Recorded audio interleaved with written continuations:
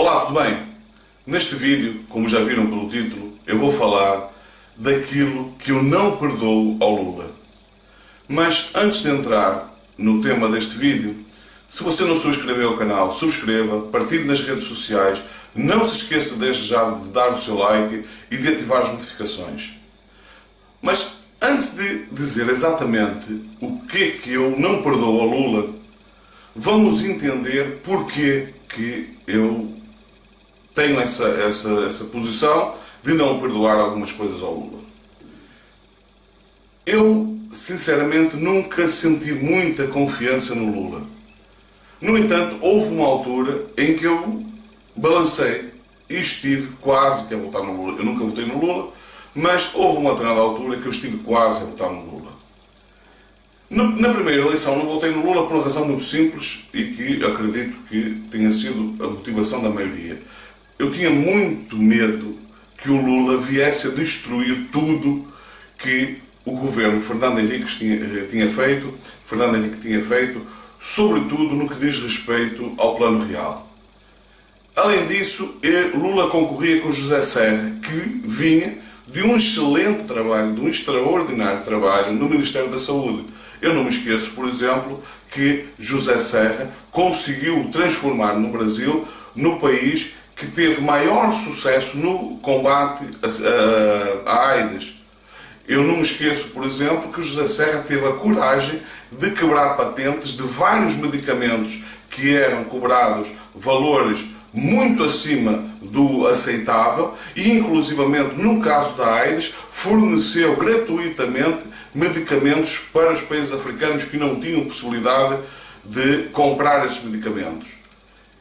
E, portanto, o Lula recebe um governo que vinha de um trabalho muito bem feito. Algumas pessoas têm muitas críticas de Fernando Henrique Cardoso, só que eu não consigo entender grande parte dessas críticas, a não ser naquilo que diz respeito aos processos de privatizações, que houve de facto algumas privatizações que eu também não concordo, sobretudo pelo preço em que elas foram feitas, e além de que eu entendo que há setores de atividade que não devem pura e simplesmente ser privatizados, como é o caso da indústria extrativa, o minério de ferro, quando o Fernando Henrique decidiu privatizar a Vale, eu não concordei com isso por uma razão muito simples. A Vale é uma empresa extrativa que extrai uma substância do solo que já lá está no solo do Brasil há milhões de anos, que pertence a todo o povo brasileiro, e eu, pessoalmente, não concordo que riquezas naturais que não são renováveis, uma vez extraídas, elas desaparecem, que não reverta todo o benefício dessas riquezas em prol de toda a população. Eu não consigo conceber que essas riquezas sejam usadas apenas para beneficiar um grupo, muito menos quando grande parte desse grupo, inclusivamente, são estrangeiros. Mas isto é outro assunto. Na primeira eleição do Lula, portanto, eu tinha o meu candidato e não tinha dúvidas nenhumas que o meu candidato era José Serra. No entanto, o Lula foi, é preciso reconhecer, extremamente inteligente no seu primeiro mandato. Primeiro, ele não destruiu tudo, como, por exemplo, está a fazer agora o governo Bolsonaro, tudo que havia do outro governo, tudo que havia de bom e de mau. O que ele fez foi, pelo contrário, pegar naquilo que tinha de bom e até, em alguns casos, melhorar, como foi o caso do Bolsa Família, que é apresentado como um programa do Lula, e de facto com esse nome é um programa do Lula, só que o que ele fez foi basicamente juntar uma série de programas de Fernando Henrique Cardoso, simplificá-lo no Bolsa Família, o que foi uma excelente ideia, que deu excelente resultado, permitiu impulsionar a economia e o Brasil cresceu. E cresceu a tal ponto que o Lula conseguiu, por exemplo, em muito pouco tempo, pagar toda a dívida externa do Brasil, conseguiu tirar o FMI do Brasil, inclusivamente com 2 anos de antecipação em relação à dívida. Isso é algo que eu também não esqueço. Portanto, o primeiro mandato do Lula foi sim um mandato extremamente positivo. Claro que nós não sabíamos, não tínhamos como saber, que já nessa altura começa a ser montado um esquema que é daquilo que vamos falar mais adiante. Mas, falando de política meramente a política do Lula, fez um excelente trabalho. Na eleição seguinte, eu de facto, quando ele concorre com o Geraldo Alckmin, eu aí hesitei. Numa dada altura estive tentado a votar no Lula. Só que eu continuava a achar que havia um risco. E o risco que havia nessa altura era que, depois do sucesso que foi o primeiro mandato do Lula, sendo esse segundo mandato a sua última eleição, que ele pudesse pôr em prática aquilo que eu temia que ele tivesse posto em prática desde o primeiro mandato, que poderia ter destruído a economia brasileira.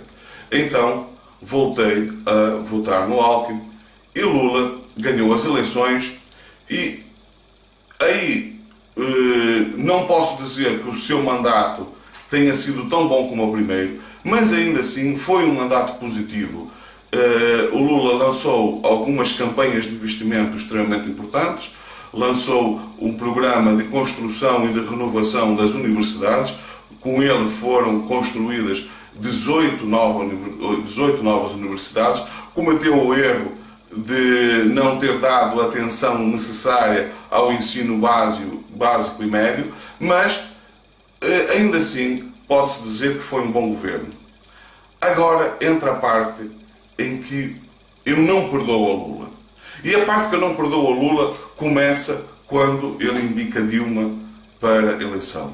Ele indica Dilma para a eleição por dois motivos, ambos extremamente negativos para o Brasil. O primeiro é que ele queria provar que a popularidade dele era tal que ele, como nas próprias palavras dele, poderia eleger até um poste. Então escolheu uma pessoa que ele sabia despreparada, uma pessoa que ele sabia que não tinha mínimas condições de assumir o país, e ainda assim ele apoiou essa pessoa. Uma pessoa que faz isso, eu não consigo reconhecer nela, eu não consigo ver nela, de facto, um amor pelo país.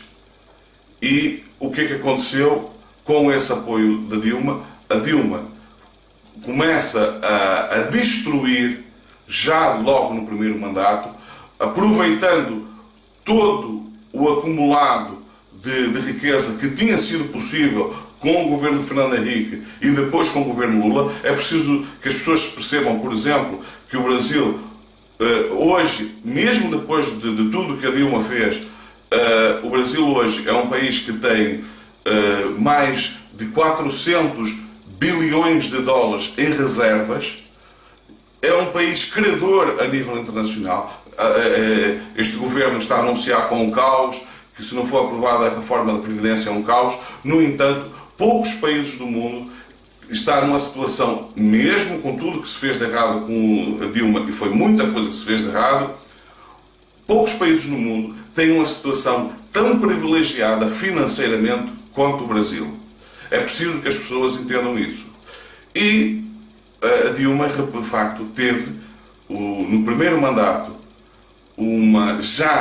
veio dilapidando, de certa forma, aquilo que foi possível construir durante esses governos do PSDB, com Fernando Henrique Cardoso e depois com Lula, e então o segundo mandato foi o caos. Um caos a nível administrativo, e que felizmente foi parado a meio do caminho. Há quem diga que de forma correta, há quem diga que não, há quem diga que o impeachment foi um impeachment que havia razões para eles, outras entendem que não. Eu não vou entrar nesse mérito. A única coisa que me importa neste momento é dizer que ainda bem que a Dilma saiu, porque o governo dela vinha num processo de destruição de tudo de positivo que vinha de trás.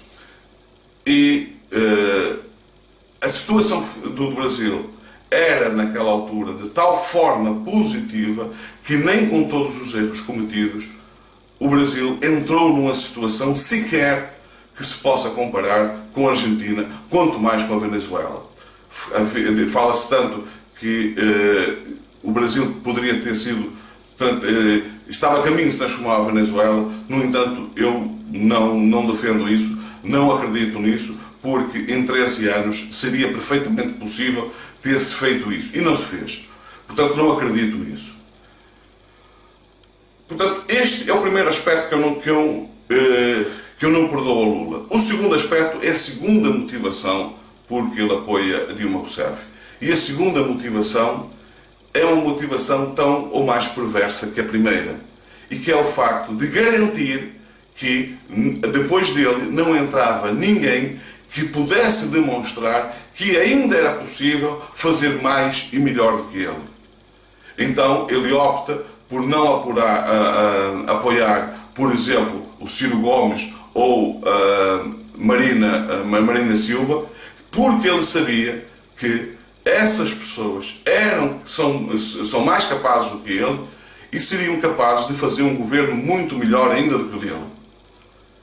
Portanto, ele colocou acima dos interesses nacionais, acima dos interesses do povo brasileiro, uma questão meramente de vaidade pessoal. Ele não conseguia lidar com a ideia de aparecer alguém que pudesse, de alguma forma, fazer sombra à sua popularidade.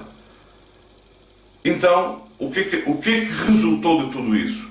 O que resultou de tudo isso é que, se o PT não tivesse feito o que fez, não só a nível da corrupção, que teve um impacto extremamente negativo na economia, mas ainda muito mais negativo foi os graves problemas de gestão, sobretudo nos governos Dilma, o Brasil tinha todas as condições, se tivesse sido bem gerido, se o Lula tivesse apoiado uma pessoa como Marina Silva ou o próprio Ciro Gomes, eu estou convencido que seria possível hoje o Brasil ser um país muito próximo do que é uma Noruega. E não há nenhum exagero nisso, pelo simples facto de que o Brasil tem recursos que os países, todos esses países, como é o caso da Noruega, mas da Suécia, dos países do norte da Europa, de modo geral, que esses países não conseguem nem sonhar. Se eles tivessem os recursos que o Brasil tem, esses países, mesmo assim, eles têm o nível de vida que têm. Imaginem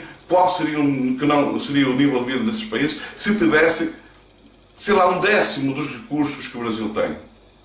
O Brasil tem recursos, mesmo hoje, para se transformar num país que em muito poucos anos se pode tornar um país, uma potência económica a nível mundial, mas não apenas económica, apenas para um grupo, mas com a sua população com um nível de vida muito superior e com um nível de igualdade muito melhor do que o que tem hoje. Aliás, uma coisa é consequência da outra. Se o nível de igualdade melhora, o nível de vida de modo geral melhora, o nível do país melhora e, inclusivamente, a proteção contra a crise é muito maior. Não por acaso esses países que têm um nível de igualdade social mais alto, muito pouco sofreram com a crise de 2008. E aqueles que mais sofreram foram precisamente aqueles em que o nível de desigualdade era maior, onde tinha muito mais problemas. Esses sim foram países que sofreram. Os países, como esse do norte da Europa, sofreram um impacto extremamente reduzido com a crise de 2008. Portanto, aquilo que eu não perdoo ao Lula é isso. Eu não perdoo ao Lula ele ter posto em primeiro lugar os seus interesses pessoais, ter posto em primeiro lugar a sua vaidade, que os interesses do país, por um lado. Por outro lado, ter permitido que todo aquele processo de corrupção, e não só ter participado em todo o processo de corrupção, porque eu não sou das pessoas que acredita que o Lula não participou, que o Lula não é um corrupto como todos os outros que lá estão envolvidos nesse processo. Para mim, o Lula é sim um corrupto. Para mim, o Lula foi sim uma pessoa que se aproveitou do tempo que esteve no poder em proveito próprio. E isso é extremamente negativo. Porquê?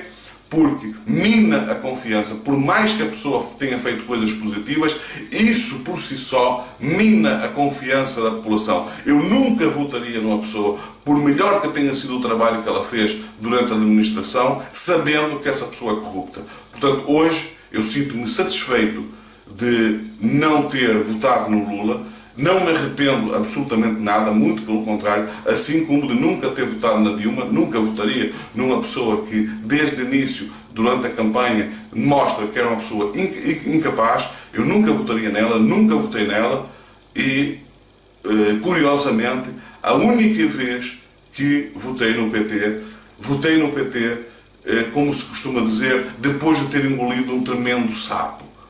E foi agora nessas últimas eleições em que, perante um cenário em que eu tinha que escolher, porque eu só votei no PT no segundo turno, entre um energúmeno, um imbecil, uma pessoa que nem sequer, ao contrário daquilo que disse, se pode dizer que é uma pessoa impoluta, muito pelo contrário, é um corrupto que só não roubou mais porque ainda não teve a oportunidade, mas a oportunidade foi-lhe dada agora quando chegou ao poder. E se não for controlado, ele irá com certeza roubar, porque é um oportunista que sempre viveu do dinheiro do Estado. Portanto, perante este oportunista que hoje está no poder no Brasil, e perante uma pessoa em quem eu não confiava, uma pessoa em que, em circunstâncias normais, eu nunca votaria, como era o caso do Haddad, eu fui pelo mal menor.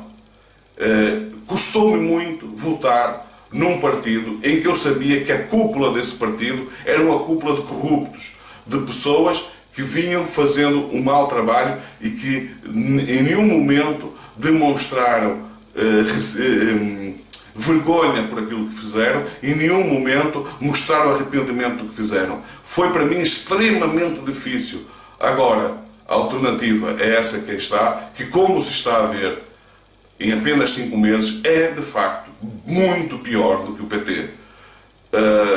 Mas, como eu digo, este vídeo é falar do que é que eu não perdoo no Lula. Eu não perdoo o Lula porque o Brasil hoje podia ser uma Suécia, uma Noruega, um país do norte da Europa, poderia ser um país com um nível de vida extremamente superior, com um nível de igualdade social incomparável, e não é por culpa do Lula.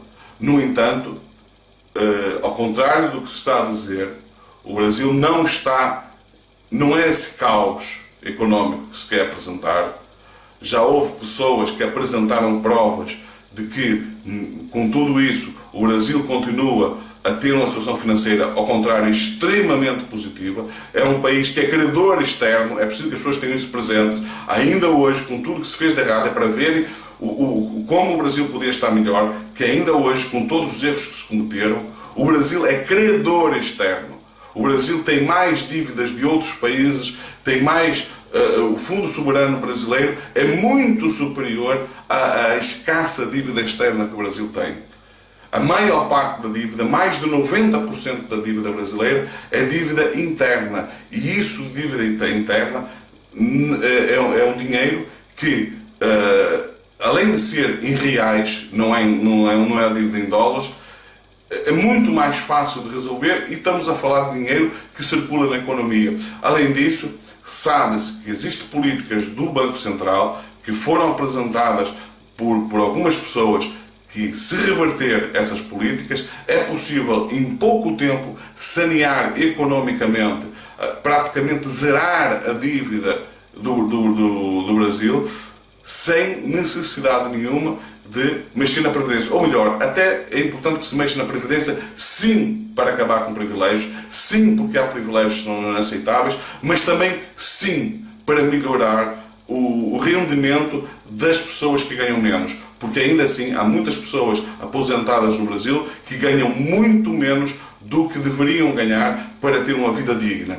E seria possível fazer-se isso. Há recursos para se fazer isso ainda agora. Está-se a criar a ideia de que não existe, não é verdade, e a prova de que não é verdade é que essas pessoas que apresentaram provas usando os números do próprio Estado, até hoje não foram contestadas por aquelas que dizem que o Brasil está num caos. Eu ainda não ouvi nem Paulo Guedes, nem ninguém ligado a este governo que defende a reforma da Previdência contestar os números apresentados, por exemplo, por Eduardo Moreira. Ninguém até hoje contestou. Se não contestou, e se esses números, inclusivamente, são incontestáveis pelo simples facto de serem números que estão disponíveis e são números oficiais, então só existe uma razão para justificar que se cria essa imagem de caos. Querem fazer do Brasil uma coisa muito pior do que ela é hoje. Querem transformar a riqueza do Brasil em algo que irá beneficiar apenas um número extremamente reduzido de pessoas. E é isso que o povo brasileiro tem que entender de uma vez por todas. Não existe ninguém de direita que tenha preocupação a nível... Ou melhor, eu vou retirar o que disse. Existe, de facto, algumas pessoas de direita que têm entendem que, inclusivamente, eu conheço algumas pessoas liberais, como, por exemplo, o Joel Pinheiro, que defende o liberalismo, só que ele defende que se aplique algumas regras do liberalismo que ele defende, depois de criar as condições para isso. Ele entende que aplicar as regras do liberalismo no estado em que o país está, com o nível de desigualdade social que existe, que isso seria catastrófico. E é, com certeza, catastrófico. Portanto, existem algumas pessoas de direita que sim têm preocupações sociais, mas é uma minoria. A grande maioria de pessoas de direita são pessoas que defendem privilégios de um número restrito de classes. E o que é frustrante, em grande medida, é haver pessoas que, por ser de classe média e de classe média baixa, e até pessoas de classes mais baixas, que se deixam levar por essa ideia de que esse governo tem alguma coisa de positivo, quando na verdade o que estão a fazer é apoiar a sua própria destruição, é apoiar que cada vez mais os recursos e as riquezas do país vá para um grupo extremamente reduzido de pessoas. Muito bem, eu fico por aqui. Não se esqueça mais uma vez de subscrever o canal, dê o seu like, partilhe nas redes sociais e não se esqueça de ativar as notificações. Fiquem bem, vemos no próximo vídeo.